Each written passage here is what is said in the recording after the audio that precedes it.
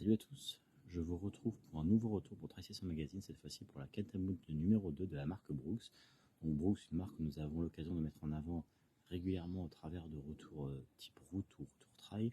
Cette fois-ci, c'est pour une pépite, la Catamount numéro 2. Alors, je vous fais cette vidéo après l'avoir testé quand même sur pas mal de kilomètres, et notamment sur une grosse course qui s'est déroulée fin février, la Transgrande Canaria, où j'ai eu la chance de participer sur le 45 km et le 87 km. Autant dire des terrains qui ont vraiment bien mis à l'épreuve cette chaussure. Cette chaussure que je peux vous en dire vraiment que des avantages, puisque on est vraiment sur une chaussure très technique. Alors tout le monde connaît évidemment la Katamo numéro 1 qui a eu vraiment un franc succès.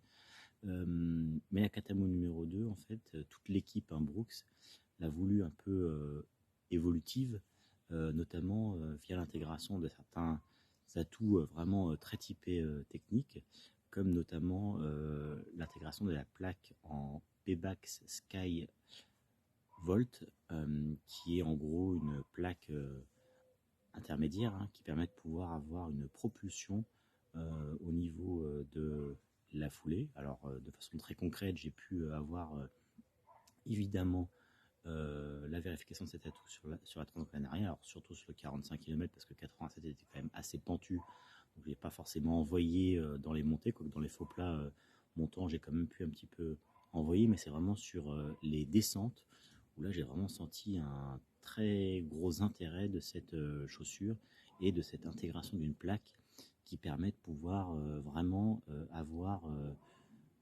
pouvoir conserver une foulée assez stable dans les descentes et de pouvoir envoyer dans les montées, évidemment, quand on peut le faire, pas sur la montée sèche.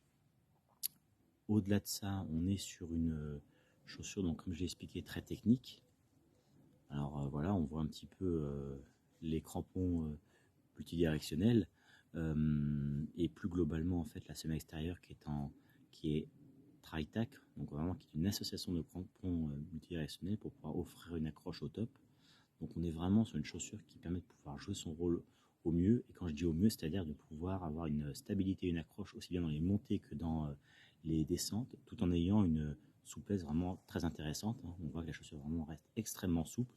Donc on est sur une chaussure vraiment très dynamique et qui offre une foulée en fait avec un retour d'énergie vraiment très important. Voilà, donc c'est une chaussure, je suis assez fan. Je retrouve vraiment tous les atouts que moi j'avais sur les Cascadia. Alors, comme je vous l'ai dit, j'ai pas eu la chance de tester la Catamount numéro 1, mais cette chaussure-là vraiment a tout d'une grande, aussi bien dans la partie conception, aussi bien pardon, dans la partie confort que dans la partie technicité. Et dans la partie technicité, on est vraiment sur une chaussure très polyvalente et évidemment qui trouvera son terrain de jeu s'exprimer au mieux, vraiment sur de la haute montagne.